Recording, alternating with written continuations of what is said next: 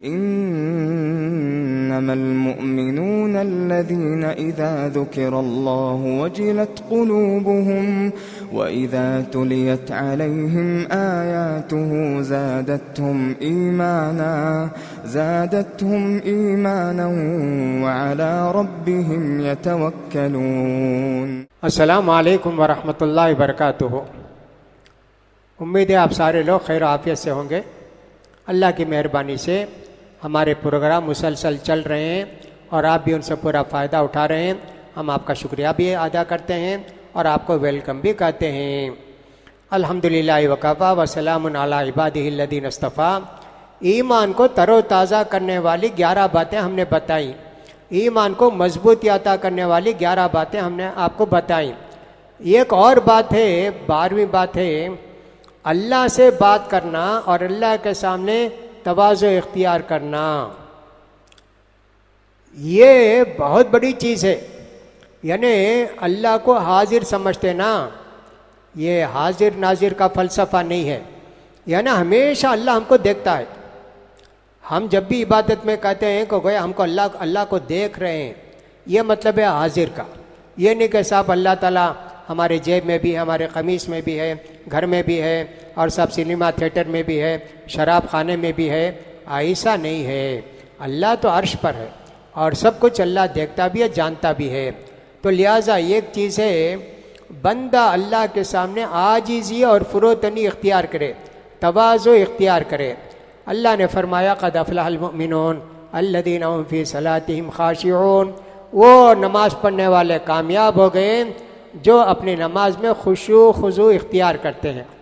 यानी कि जब अल्लाह के दरबार में हाजिर हो गए नमाज में, आप दुनिया की कोई चीज़ उनको मालूम नहीं। कोई आके आपको काटे तो भी मालूम नहीं होता, कोई आपके कपड़े को उठा के फाड़ के चला गया तो भी मालूम नहीं होता, कभी बिच्छू काटा तो भी मालूम नहीं होता। ऐसा मशगूल हो जाते, इतने आजिज़ी अल्लाह के सामने। अल्लाह अब तेरे सामने तो अब कहीं नहीं जाएंगे, ऐसे होना चाहिए। देखिए एक चीज़ है सजदा। सजदे के ताल्लुक़ से अल्लाह के रसूल फरमाते हैं अक़रबु मा यकूनुल अब्दु मिन रब्बिही व हुवा साजिद। लिहाजा इसको सोचना चाहिए कि अल्लाह से हम कितने करीब होते हैं सजदे में। यानी अपने पेशानी जो सबसे ज़्यादा इज्जत की जगह है उसको हम ज़मीन पर रख देते। ये आजिज़ी इख्तियार करते, अल्लाह मैं एक आजिज़ बंदा हूँ, ऐसा हूँ वैसा हूँ, इस तरह करते हैं। नबी करीम सल्लल्लाहु अलैहि वसल्लम ने फरमाया अल्लाह की जो नेमतें हम पर हैं उनका शुक्र अदा नहीं कर सकते।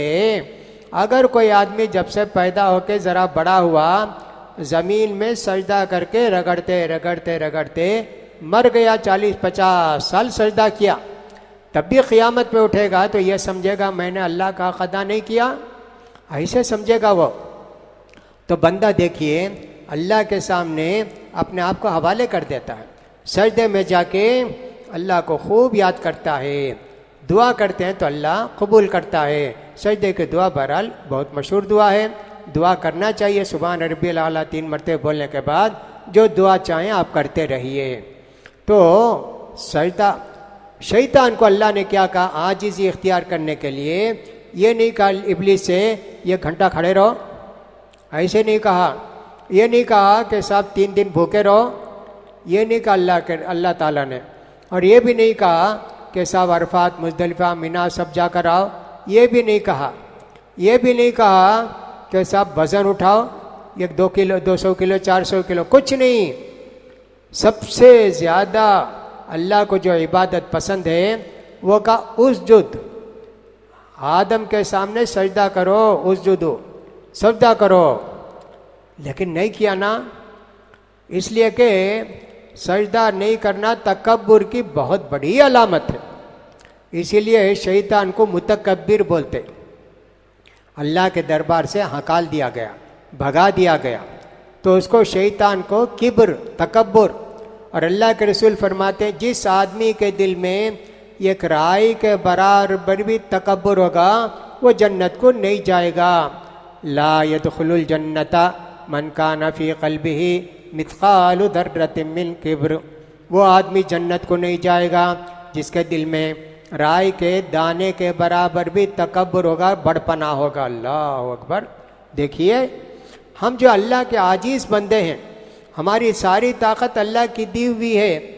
एक बाल गिरता है तो भी अल्लाह के हुक्म से, एक बाल उगता है तो भी अल्लाह के हुक्म से।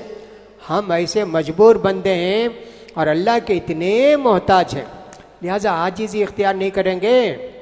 हम जो है समझिए अपने मुकाबले का आदमी है या ज़रा 10% 20% है, उससे लड़ते झगड़ते फुला करते क्या क्या करते।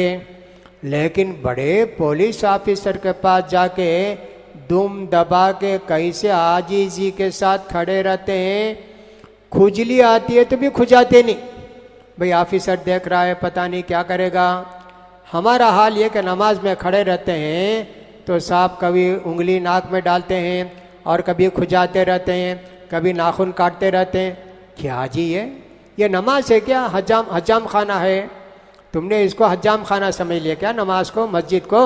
नाउज़ुबिल्लाह। इतनी आजीज़ी से खड़े रहो कि साहब मालूम होता है कि लकड़ी है, तख्ता है, हरकत नहीं है, बेजान की तरह खड़े रहो।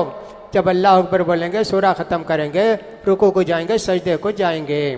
तो अल्लाह के सामने फुरोतनी इख्तियार करना, आजीज़ी इख्तियार करना, इससे ख़ुद हमारी हैसियत समझ में आती है। हम क्या हैं? कुछ नहीं हैं। खाए पिए इतना मजबूत जिस्म है। ज़िंदगी में क्या क्या करते थे? बिच्छू मारते, मच्छर मारते, खटमल मारते, सांप फलाम मारते, कितने बड़ी बड़ी चीज़ों को मारते जी। लेकिन क़ब्र में पहुंचने के बाद हमको कीड़े खाते, छोटे छोटे कीड़े आके हमारे गोश्त को, खून को, सब को खा लेते, सिवाय एक हड्डी के जो पीठ के अंदर है, पीठ के पिछली पीठ के रीढ़ की हड्डी में एक टुकड़ा रह जाता है, जो समझे कि 1 रुपया का काइन है ना, उतना रह जाता है, वही हड्डी है। उसको क्या भी करो उस हड्डी को ना तोड़ सकते ना गला सकते। लोगों ने उसको कितने कितने वो फॉरेन हिट में रखा, पता नहीं 500 में का, 1000 में रखा, क्या भी हुई नहीं हड्डी वो। उनको यकीन आया कि देखो अल्लाह के रसूल कितनी सच्ची बात बोले हैं, तो हमको कीड़े खा जाएंगे। ये जिस्म कीड़े खाने के लिए है क़ब्र में जाके। अल्लाह बचाए तो ही बचेंगे, वरना तो कीड़े क्या भी नहीं कर सकते। कीड़े को मार सकते, कीड़े को भगा सकते, कुछ नहीं। अल्लाह अकबर। इसीलिए अल्लाह ताला ने कहा, या अय्युहन्नास अंतुमुल फुक़राउ इलल्लाह वल्लाहु वल गनियुल हमीद। ऐ लोगो, तुम सब अल्लाह के दरबार के भिखारी हो, तुम सब मोहताज हो, अल्लाह बेनियाज है, काबिल तारीफ़ है। अल्लाह अकबर। अय्युहन्नास बोला, दुनिया का बड़ा से बड़ा बादशाह, दौलत की बेहिसाब फरावानी उसके पास। जैसे वो हैदराबाद के नवाब से, तो नवाब साहब थे मीर उस्मान अली ख़ां, दौलत कितनी थी उनके पास। ज़रूरत पड़ी, वो जो पाकिस्तान के साथ जंग हुई थी, तो उन्होंने वहाँ से 5000 किलो सोना भेजा हैदराबाद से दिल्ली को। अल्लाह अकबर। आप सोच कर देखिए, इतना सोना किसी के पास दुनिया में होगा, लेकिन उनके पास था, सब भेज दिए। हवाई जहाज जाके सबको लेकर आया, इतना दिए वो। उतने बड़े बादशाह भी हों, उससे बड़े बादशाह हों, कारून की दौलत हो, मोहताज कितना है। आपके बाल बढ़ गए तो आपको हज्जाम की ज़रूरत पड़ती है, नाखून बढ़ गए तो उसको काटने वाले की ज़रूरत, नेल कटर की आपको ज़रूरत पड़ती है, आपको भूख लगती है तो खाने की ज़रूरत पड़ती है, आपको बीमारी आती है तो दवा की ज़रूरत, डॉक्टर की ज़रूरत पड़ती है। अल्लाह अकबर। आप कपड़ा पहनना चाहते हैं तो दर्जी की ज़रूरत पड़ती है, आप चलना चाहते हैं चप्पल जूते से तो मूची की उसको चमार की ज़रूरत पड़ती है। आप जब गंदा किए, पैखाना वगैरह किए, उसको साफ़ करने के लिए किसी को रखना पड़ता है। हाँ, देखिए कितना मोहताज है इंसान, एक एक चीज़ के लिए मोहताज।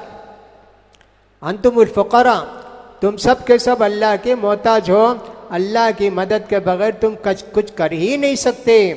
ऐसा अल्लाह ताला ने हमको बताया। तो अल्लाह के सामने अपने आप को कोई हमारी हैसियत नहीं है। ये जो तकब्बुर का बात बताए ना, वो तकब्बुर के बात के अंदर यही है, अपने आप को ज़रा बड़ा समझें। जिसको कहते हैं ना आजकल लोग प्रेस्टीज का ख्याल करें, नाऊज़ु बिल्लाह। अल्लाह के सामने प्रेस्टीज है जी। अल्लाह के सामने आजिज़ी इख्तियार करना चाहिए ना तुमको।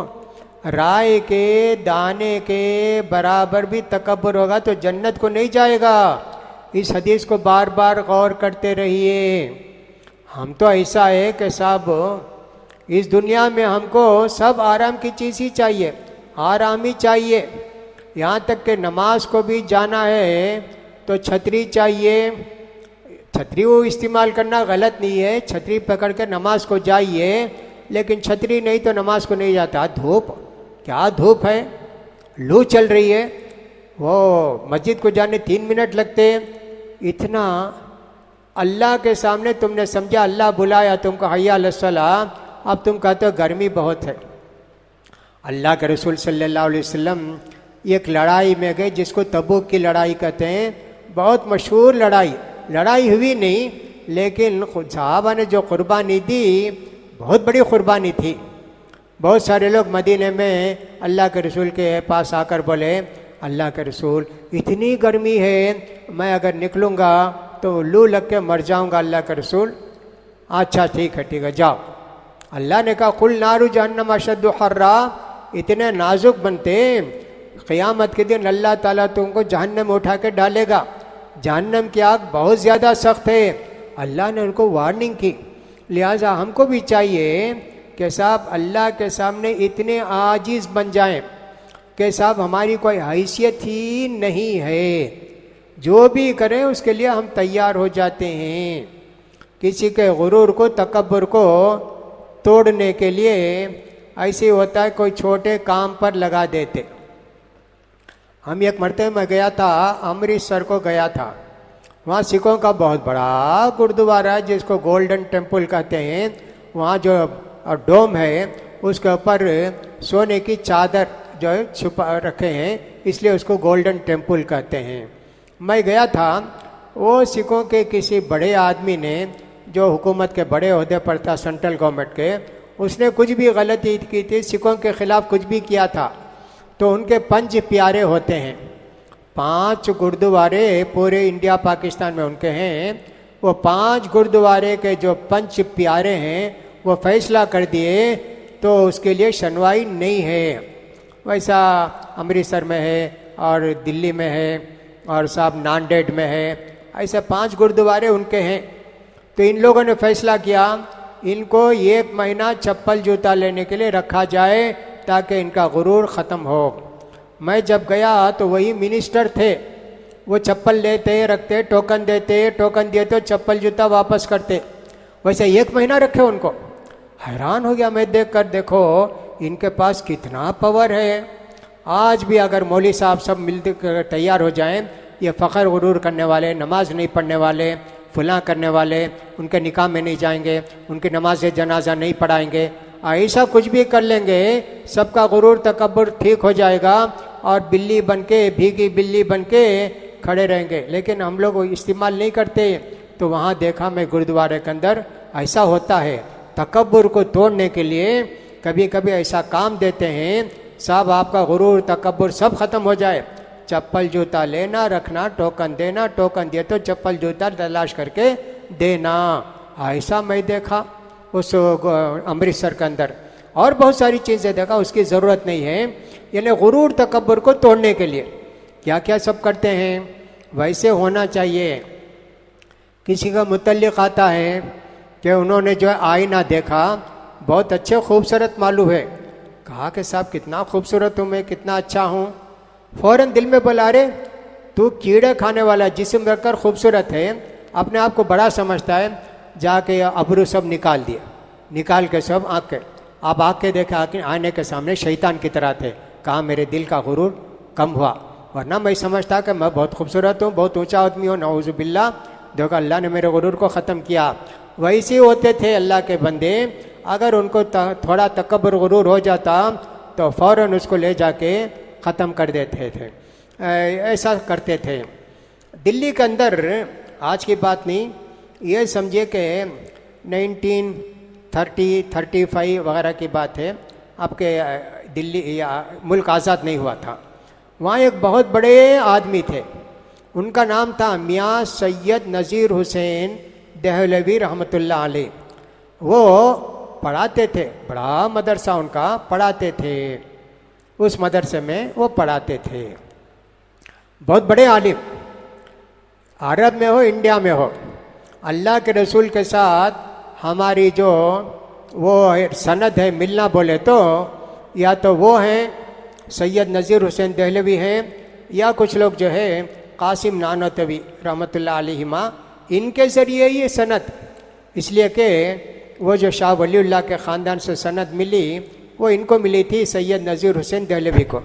ये जो है पढ़ाते थे और बच्चे इनके पास पढ़ने आते थे दिल्ली को, कोई बिहार से आता, कोई यूपी से आता, कोई इधर से जाता। ये आदमी क्या करते हैं, उस ज़माने में ये 1-2 रेल आती, रोज़ एक रेल थोड़ी आती थी, 10 रेल। आजकल तो तमिलनाडु से 3-4 रेल दिल्ली को जाती और पता नहीं केरला से कितने जाते हैं। उस ज़माने में वैसे नहीं, एक सुबह को ट्रेन आई, शाम को एक ट्रेन गई, ऐसा था। ये क्या करते हैं, फजर की नमाज पढ़ते ही फ़ौरन स्टेशन को चले जाते, पुरानी दिल्ली के स्टेशन को जाते। वो ट्रेन से उतरते, कौन भी एक आदमी आते ही जो है उनके पास कुछ भी वो रहता, लगेज रहता, ये जाके फ़ौरन मियाँ साहब फ़ौरन उनके पास जाते, क्या चाहिए आपको? नहीं, यहाँ कोई नज़ीर हुसैन साहब है, उनके पास पढ़ने के लिए आया हूँ। हाँ हाँ ठीक है, बहुत अच्छा करें, आपको आना चाहिए। ये सामान कितना पैसा लेते आप? मैं कुछ भी लेता हूँ, कोई बात नहीं, आप फिक्र मत कीजिए। उनका लगेज वगैरह सर पर रखे हुए लाके वहाँ छोड़ देते उनके मदरसे में। ऐसा 2-3 आदमी कितने मिलते ऐसा, और उसके बाद किसी को पता भी नहीं चलता। जब दर्स का वक्त होता आके बैठते, उनके शागिर्द देखता, अरे मैं तो इनको कुली समझा, कुली समझ के सामान दिया, ये तो हमारे शेख हैं। ऐसा कितनी आजिज़ी थी देखिए। वैसा कितने लोगों के किस्से हमारे पास हैं, अपने आप को उन्होंने कोई अहमियत ही नहीं दी। साहब ये जिस्म कीड़े खाने वाला जिस्म है, हमेशा यह सोच के ज़ेबाइश आराइश से भी परहेज़ करते थे। लिहाजा हमको चाहिए कि अल्लाह के सामने खुशू इख्तियार करें, अपने आप को कोई भी अहमियत ना दें, अल्लाह के सामने झुके, सजदा करें, दुआ करें और अल्लाह से अपनी गलतियों की माफ़ी चाहते रहें। अल्लाह से दुआ है कि अल्लाह ताला हम सबको अपने पसंदीदा बंदों में से बनाए, अपने महबूब बंदों में से बनाए। अल्लाह ताला तकब्बुर को, गुरूर को हमारे दिलों से, दिमाग से निकाल दे। अल्लाह ताला ईमान की, इस्लाम की हालत में रख के ईमान की हालत में बुला लें। रमज़ान के बाकी दिनों को भी ज़्यादा से ज़्यादा इबादत करके गुजारने के अल्लाह सबको तौफीक नसीब फरमाए। व आखिर दावाना अनिल हम्दुलिल्लाहि रब्बिल आलमीन।